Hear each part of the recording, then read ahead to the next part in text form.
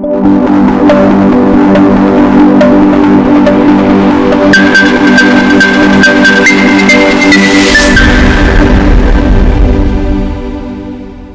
To me TV Rayalaseema. ముందుగా ముఖ్యాంశాలు.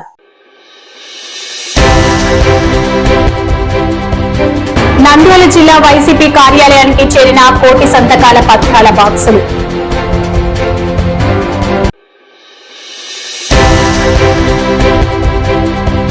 రైతులకు గిట్టుబాటు ధర కల్పించి నష్టపోయిన రతాన్యాన్ని ఆదుకోకపోతే ఉద్యమాలు ఉధృతం చేస్తాం సిపిఐ.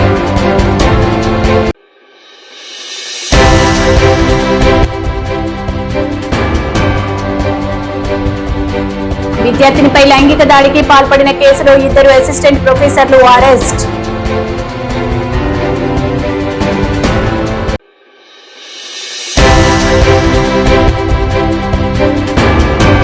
కలెక్టరేట్లోని పీజీఆర్ఎస్ హాల్లో 66వ అంతర్జాతీయ విభిన్న ప్రతిభావంతుల దినోత్సవం.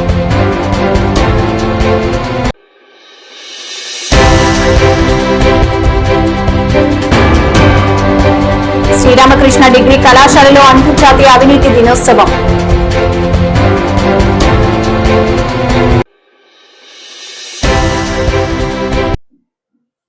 నంద్యాల జిల్లా కార్యాలయానికి చేరిన కోటి సంతకాల వినతి పత్రాల బాక్సులు 5,000 కోట్ల రూపాయలు వెచ్చించి మెడికల్ కళాశాల నిర్మాణాలను పూర్తి చేయాలని ప్రైవేటీకరణను వ్యతిరేకిస్తూ నంద్యాల జిల్లాలోని 7 నియోజకవర్గాలలో చేపట్టిన కోటి సంతకాల వినతి పత్రాలను వైఎస్ఆర్సీపీ జిల్లా అధ్యక్షుడు మాజీ ఎమ్మెల్యే కాటసాని రాంభూపాల్ రెడ్డి ఆధ్వర్యంలో వైసీపీ జిల్లా కార్యాలయానికి చేర్చడం జరిగింది. ఈ కార్యక్రమంలో మాజీ ఎంపీ పోచా బ్రహ్మానందరెడ్డి, మున్సిపల్ చైర్పర్సన్ మాబున్నీషా, రాష్ట్ర ఎగ్జిక్యూటివ్ మెంబర్స్ పాల్గొన్నారు. అనంతరం కార్యాలయంలో మీడియా సమావేశం నిర్వహించి కోటి సంతకాల కార్యక్రమాల వివరాలను జిల్లా అధ్యక్షుడు, ముఖ్య నేతలు తెలియజేశారు. ఈ కార్యక్రమంలో రాష్ట్రంలో వైఎస్ఆర్సీపీ ప్రభుత్వంలో మాజీ ముఖ్యమంత్రి వైఎస్ జగన్మోహన్ రెడ్డి అధికారం ఉన్న కాలంలో పేద ప్రజలకు వైద్య విద్యను అందుబాటులోకి తీసుకొచ్చేందుకు 17 మెడికల్ కళాశాలలకు కేంద్రం నుంచి అనుమతులు పొంది వాటిలో తొలి దశలో 5 మెడికల్ కళాశాలలు ప్రారంభించడం జరిగిందన్నారు. అందరికీ నమస్కారము. ముఖ్యంగా ఈరోజు గత ప్రభుత్వంలో మన వైఎస్ఆర్ జగన్మోహన్ రెడ్డి సీఎంగా ఉన్నప్పుడు దాదాపు 17 కాలేజీలను సెంట్రల్ గవర్నమెంట్ నుంచి తీసుకుని రావడం జరిగింది. ఆ 17 కాలేజీలో 10 కాలేజీలు కంప్లీట్ చేయడం జరిగింది. అట్లా విద్యకి, వైద్యానికి, ఎందుకంటే మనకందరూ తెలిసిన విషయమే, ఎందుకంటే చాలా కాస్ట్లీ వైద్యం కానీ విద్య కానీ, ఆ రెండు కూడా బాగుండాలి అనే ఉద్దేశంతో దానికి మొట్టమొదట ప్రిఫరెన్స్ ఇచ్చి 10 మెడికల్ కాలేజ్ తీసుకురావడము, 10 కంప్లీట్ చేయడము, అట్లా విద్య కూడా అది ఇంపార్టెంట్ ఇచ్చిన. కానీ ఈ ప్రభుత్వం ఈ యొక్క 10 కాలేజీలు కంప్లీట్ అయినా కానీ కూడా కాలేదని ప్రైవేట్ కు హ్యాండ్ ఓవర్ చేయాలని వీళ్ళు చేయడం అనేది చాలా శోచనీయము. ఈ 10 కాలేజీలు కూడా అందులో ఎస్పెషల్లీ నంద్యాలలో దాదాపు 3 సంవత్సరాలు కూడా కంప్లీట్ అయింది. ఒక బ్యాచ్ 3 సంవత్సరాలు కూడా 3 సంవత్సరాలు కూడా మెడికల్ చదువుతున్నారు. కాబట్టి ఒక 5,000 కోట్లు ఖర్చు పెడితే మిగతా కాలేజీలు కూడా కంప్లీట్ అయిపోయింది. కానీ 5,000 కోట్లు కూడా ఖర్చు పెట్టకుండా ఈ గవర్నమెంట్ ఆ నీళ్ళు ఎత్తిపోయాలని మాత్రం 7 కోట్లు ఖర్చు పెడుతున్నారు. అట్లా ముఖ్యంగా Pulivendula, especially Pulivendula almost complete అయింది కాలేజ్. కంప్లీట్ అయిన కాలేజ్కి గవర్నమెంట్, సెంట్రల్ గవర్నమెంట్ నుంచి పర్మిషన్ వచ్చింది సీట్లు కూడా, కానీ మా కొద్దిగా రాసిచ్చినాడు. కాబట్టి దయచేసి ఆలోచన చేయండి. ఇంత దుర్మార్గము మీకు ఒక్కటే, ఎప్పుడైతే గవర్నమెంట్ కాలేజెస్, ఎప్పుడు గవర్నమెంట్ కాలేజెస్ కన్నా హాస్పిటల్ లేకపోతే ప్రైవేట్ కాలేజెస్ లో ప్రైవేట్ అనేది సామాన్యుడికి చాలా కష్టమవుతారు. మెడికల్ కాలేజీ ప్రైవేటీకరణకు వ్యతిరేకిస్తూ సంతకాల సేకరణ మొత్తం అన్ని నియోజకవర్గాల్లో పూర్తి చేయడం జరిగింది. ఈరోజు అన్ని నియోజకవర్గాల నుంచి కూడా మొత్తం బాక్సులన్నీ కూడా దగ్గర 60,000 మంది సంతకాలు చేసిన ఆ బాక్సులన్నీ కూడా ఈరోజు ఈ పార్టీ ఆఫీస్ కు ఈరోజు చేరడం జరుగుతుంది. ఈ అన్ని బాక్సులన్నీ కూడా 15వ తేదీ మా నాయకుడు జగన్మోహన్ రెడ్డి గారి ఆదేశం మేరకు విజయవాడకు తీసుకుపోయి 17వ తేదీన గవర్నర్ కు మొత్తం, అంటే ఇక్కడ నుంచి పోయిన వెహికల్స్ అన్ని కూడా గవర్నర్ ఆఫీస్ మీద తీసుకుపోయి మొత్తం ఒక పరేడ్ మాదిరి ఏర్పాటు చేయడం, జగన్మోహన్ రెడ్డి గారి ఆధ్వర్యంలో మొత్తం ఇక్కడి నుంచి పోయిన వాళ్ళందరూ కూడా గవర్నమెంట్ కలిసి గవర్నర్కి అన్ని మనం ఏదైతే సంతకాలు సేకరణ చేసినా అవన్నీ కూడా ఆయనకు హ్యాండ్ ఓవర్ చేయడం జరిగింది.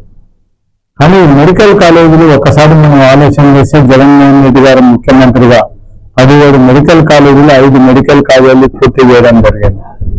2 మెడికల్ కాలేజీలు కూడా పూర్తి అయిపోయినాయి. కేవలం 10 మెడికల్ కాలేజీలకు కేవలం 5,000 కోట్లు ఖర్చు పెడితే ఖచ్చితంగా మెడికల్ కాలేజీలు పూర్తయ్యే పరిస్థితి ఉంది. కూడా తెలుగుదేశం నాయకులంటే చంద్రబాబు ముఖ్యమంత్రిగా చంద్రబాబు నాయుడు గారు బాగుంటారుగా కేవలం ఈ కాలేజీలన్నీ కూడా పూర్తి అయితే జగన్మోహన్ రెడ్డికి ఎక్కడ మంచి పేరు వస్తుందనే ఉద్దేశంతోనే ఈ 10 మెడికల్ కాలేజీ పీపీపీ సిస్టమ్ కింద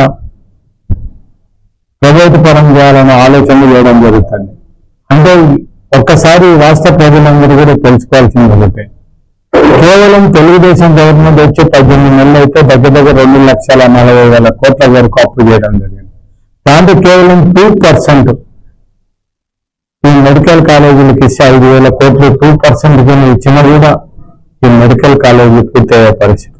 ఈ మెడికల్ కాలేజీ ఎందుకు ప్రైవేటు పరం లేదు అనేది మన మాజీ ముఖ్యమంత్రి జగన్మోహన్ రెడ్డి గారి ఉద్దేశం ఏంటంటే, ఎవరైతే మెరిట్ స్టూడెంట్ ఉన్నారో ఎవరైతే పేద ప్రజలు ఉన్నారో వాళ్ళందరూ ఎవరైతే డొనేషన్లు కట్టడానికి అవకాశం లేకుండా వాళ్ళకి అటువంటి వాళ్ళకందరికీ కూడా మెడికల్ కాలేజ్ మెడికల్ సీట్ అంటే ముందుగా చదవడానికి అవకాశం ఉంది. కానీ అదే ప్రైవేటు పరం అయితే మాత్రం డొనేషన్లు కట్టలేని వాళ్ళు ఎవరు కూడా మెడికల్ చదవడానికి ఇబ్బంది ఉండే పరిస్థితి. దాంతో పాటు పేద ప్రజలందరూ కూడా ఈ మెడికల్ కాలేజీలు శాంక్షన్ అయితే మెడికల్ హాస్పిటల్స్ కూడా ఒక్కొక్క కాలేజీకి ఒక సూపర్ స్పెషాలిటీ హాస్పిటల్ వచ్చే పరిస్థితి. అంటే ప్రతి ఒక్క కాలేజీకి సూపర్ స్పెషాలిటీ హాస్పిటల్ ఉంటుంది కాబట్టి పేద ప్రజలకు అందరూ కూడా ఉచితంగా వైద్యం చేసుకునే. తిరుపతిలోని జాతీయ సంస్కృత విశ్వవిద్యాలయంలో ఓ విద్యార్థినిపై లైంగిక దాడికి పాల్పడిన కేసులో 2 అసిస్టెంట్ ప్రొఫెసర్లను పోలీసులు అరెస్ట్ చేశారు. ప్రధాన నిందితుడు డాక్టర్ లక్ష్మణ్ కుమార్ తో పాటు అతనికి సహకరించిన మరో ప్రొఫెసర్ డాక్టర్ ఏ శేఖర్ రెడ్డిని కూడా అదుపులోకి తీసుకున్నారు. ఇక వివరాల్లోకి వెళితే ఒడిశాకు చెందిన 27 ఏళ్ల యువతి ఈ విశ్వవిద్యాలయంలో బీఈడీ మొదటి సంవత్సరం చదువుతుంది. ఆమెపై కన్నేసిన education department assistant professor Laxman Kumar ఆమెను ప్రలోభపెట్టి తన కార్యాలయంలోనే లైంగిక దాడికి పాల్పడ్డాడు. ఆ సమయంలో మరో ప్రొఫెసర్ శేఖర్ రెడ్డి ఈ దారుణాన్ని ఫోన్లో చిత్రీకరించాడు. అనంతరం ఆ ఫోటోలు వీడియోలను సోషల్ మీడియాలో పోస్ట్ చేస్తామని బెదిరిస్తూ బాధితురాలిని నిందితులిద్దరూ లైంగికంగా వేధించారు. రైతులకు గిట్టుబాటు ధర కల్పించి నష్టపోయిన రైతాంగాన్ని ఆదుకోకపోతే ఉద్యమాలు ఉధృతం చేస్తాం. రైతులు పండించిన వరి, మొక్కజొన్న, పత్తి పంటలకు గిట్టుబాటు ధర కల్పించాలని, తుఫాన్ వల్ల నష్టపోయిన రైతులకు నష్టపరిహారం ఇచ్చి ప్రభుత్వం ఆదుకోవాలని సిపిఐ రైతు సంఘం ఆధ్వర్యంలో నంద్యాల పట్టణంలోని ఎంఆర్ఓ కార్యాలయం ఎదుట రహదారిపై ధర్నా కార్యక్రమం నిర్వహించి అనంతరం నంద్యాల ఎంఆర్ఓ కార్యాలయం డిప్యూటీ తహసీల్దార్కి వినతి పత్రాన్ని ఇవ్వడం జరిగింది.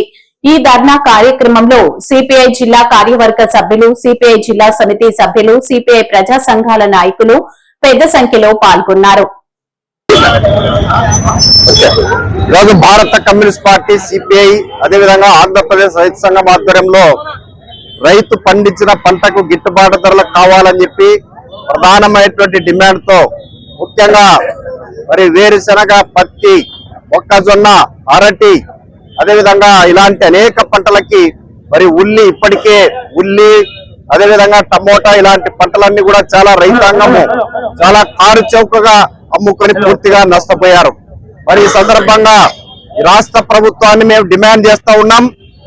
మీరు ఈరోజు దేశానికి అన్నం పెట్టి ఇచ్చేటువంటి రైతు ఎంతో శ్రమ కోర్చి అనేక ప్రకృతి వైపరీత్యాల వల్ల, అధిక వర్షాల వల్ల, తుఫాన్లను తట్టుకుని ఎంతో కష్టపడి పండించినటువంటి పంటను మార్కెట్లోకి వచ్చిన సందర్భంగా గిట్టుబాటు ధరలు కల్పించడంలో చంద్రబాబు నాయుడు ప్రభుత్వం ఘోరంగా విఫలమైంది.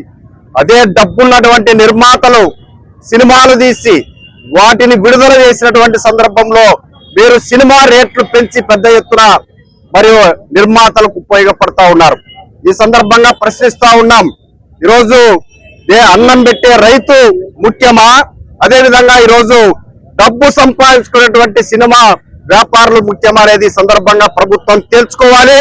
భారత కమ్యూనిస్ట్ పార్టీ ఈ అంశం పైన రానున్నటువంటి కాలంలో పెద్ద ఎత్తున ఉద్యమాలు చేస్తాం. ఈరోజు ఇప్పటికైనా ముఖ్యమంత్రి చంద్రబాబు నాయుడు, ఇక్కడ వ్యవసాయ శాఖ మంత్రి తక్షణమే ఈ రాష్ట్రంలో గిట్టుబాటు ధర కల్పించడానికి మరి పూనుకోవాలని చెప్పేసి సిపిఐ తరఫున డిమాండ్ చేస్తూ భవిష్యత్తులో ఈ పోరాటం స్థానిక శ్రీ రామకృష్ణ డిగ్రీ కళాశాల నందు ఈ రోజు మంగళవారం నాడు అంతర్జాతీయ అవినీతి దినోత్సవ కార్యక్రమాన్ని నిర్వహించారు. శ్రీరామకృష్ణ కళాశాల డైరెక్టర్ జి హేమంత్ రెడ్డి మాట్లాడుతూ ప్రభుత్వ కార్యాలయాల్లో డబ్బులు ఒకరి చేతి నుంచి మరొకరి చేతికి మారడాన్ని, అలాగే విద్యార్థులు తాము చేసుకోవాల్సిన పనిని ఇంకొకరితో చేపించుకోవడం కూడా అవినీతి అని తెలియజేశారు. మన భారతదేశంలో 100% అవినీతితో నిండిపోయింది. మానవుడు భూమి మీద పుట్టినప్పటి నుంచి అవినీతి మొదలవుతుంది. బిడ్డ పుట్టినప్పటి నుంచి మనకి తెలియకుండానే మనం అవినీతిని నేర్పిస్తున్నాము. ఉదాహరణగా నువ్వు హోంవర్క్ చేసిన క్లాస్ కి స్టూడెంట్ రాకపోయినా అటెండెన్స్ వేయడం కూడా అవినీతి. డబ్బుల ద్వారా మాత్రమే అవినీతి జరగదు అని తెలిపారు. ఆ రోజు ఈ రోజు జరుపుకుంటున్నాం. దీనికంటే ముందు హిస్టరీ చెప్పాలంటే ముఖ్యంగా మేడం రత్నారెడ్డి గారు క్లియర్ గా 30 ఆర్టికల్స్ గురించి క్లియర్ గా మీకు చెప్పారు. పాపం మేడం గారికి తక్కువ సమయంలో తీసుకొని మీకు అన్ని 30 ఆర్టికల్స్ ఏమేమి ఉన్నాయని చెప్పారు.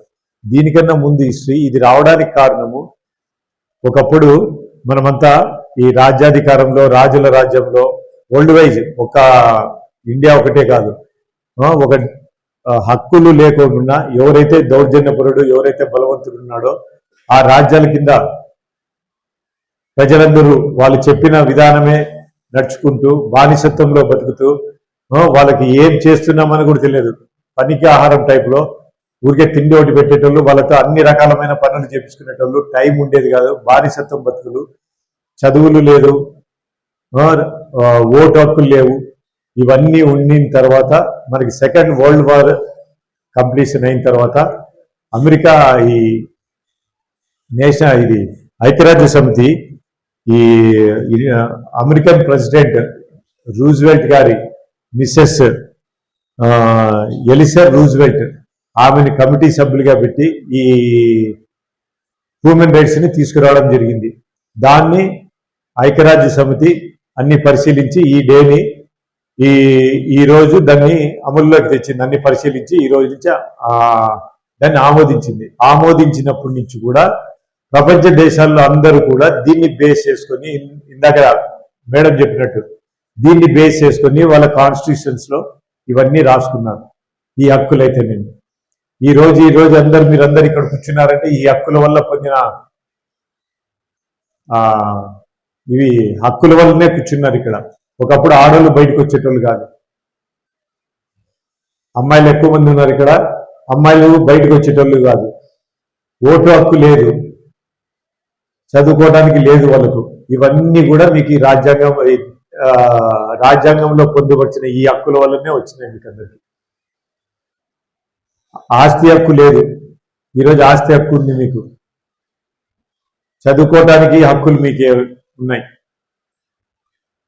తర్వాత విద్య, వైద్యము, కుల, మత, జాతి, ఈ లింగ భేదాలు ఏవి లేకోకుండా అందరూ సమానంగా బతకాలనే ఉద్దేశంతో ఈ హ్యూమన్ రైట్స్ అనేది రాశారు. అంతకుముందు ఇందాక చెప్పినట్టు ఓటు హక్కు లేడీస్కి లేదు. మన ఇండియాలో అయితే కొన్ని సామాజిక వర్గాల వాళ్ళే చదువుకోవాలా, మిగతా వాళ్ళు చదవడానికి లేదు, స్కూల్లోకి రావడానికి లేదు, టెంపుల్కి రావడానికి లేదు. ఇవన్నీ కూడా మీకు ఈ రాజ్యాంగంలో ఇవి పొందుపరిచినారు. ఈ హ్యూమన్ రైట్స్ ని, ఈ ఆర్టికల్స్ అన్ని పొందుపరిచి ఆ రాజ్యాంగంలో తయారు చేసినందువల్ల ఈ రోజు మనం స్వేచ్ఛగా లభిస్తున్నాం. కలెక్టరేట్ లోని పీజీఆర్ఎస్ హాల్లో 66వ అంతర్జాతీయ విభిన్న ప్రతిభావంతుల దినోత్సవ సందర్భంగా ఏర్పాటు చేసిన కార్యక్రమంలో ముఖ్య అతిథిగా పాల్గొన్న జిల్లా కలెక్టర్ శ్రీమతి రాజకుమారి కనియా. సమావేశంలో పాల్గొన్న విభిన్న ప్రతిభావంతుల సంక్షేమ శాఖ చైర్మన్ గడిపూటి నారాయణస్వామి, ఉమ్మడి జిల్లా విభిన్న ప్రతిభావంతుల సంక్షేమ శాఖ అధికారి Rayees Fatima, DRDA PD Sridhar Reddy, SETKUR CEO Venugopal, జిల్లా ఎంప్లాయ్మెంట్ అధికారి కళ్యాణి, జిల్లా నైపుణ్య అధికారి శ్రీకాంత్ రెడ్డి, విభిన్న ప్రతిభావంతులు తదితరులు పాల్గొన్నారు.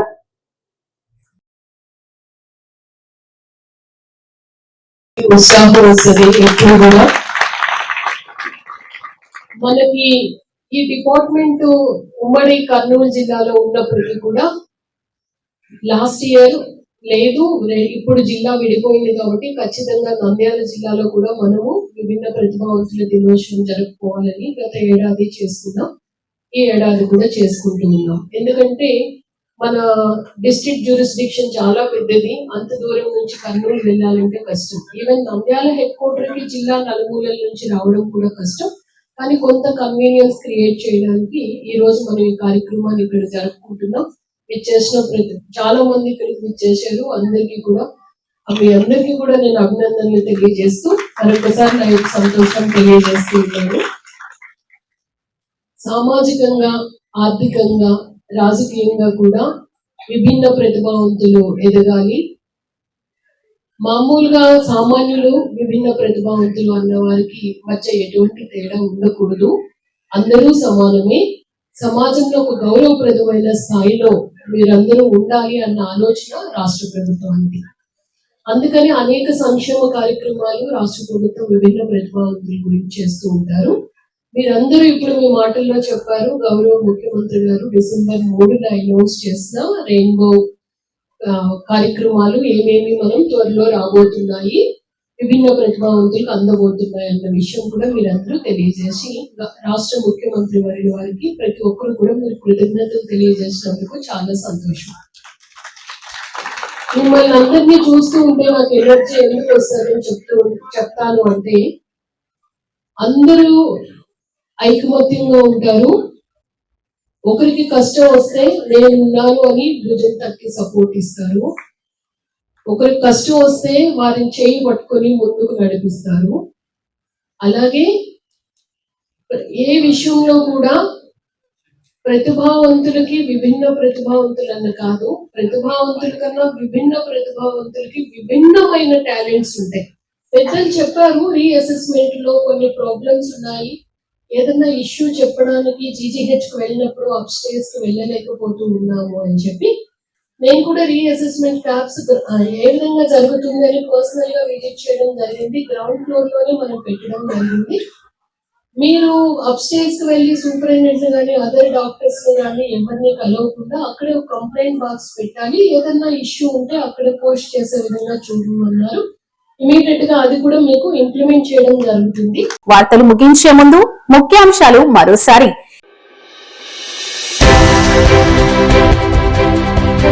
నంద్యాల జిల్లా వైసీపీ కార్యాలయానికి చేరిన కోటి సంతకాల పత్రాల బాక్సులు.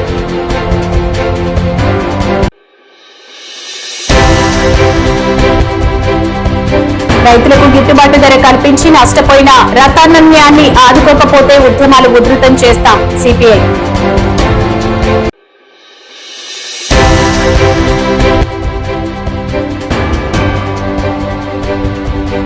విద్యార్థినిపై లైంగిక దాడికి పాల్పడిన కేసులో 2 అసిస్టెంట్ ప్రొఫెసర్లు అరెస్ట్.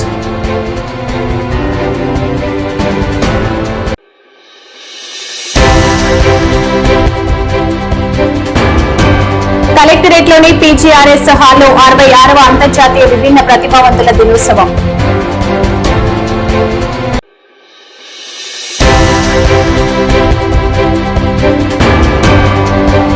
శ్రీరామకృష్ణ డిగ్రీ కళాశాలలో అంతర్జాతీయ అవినీతి దినోత్సవం.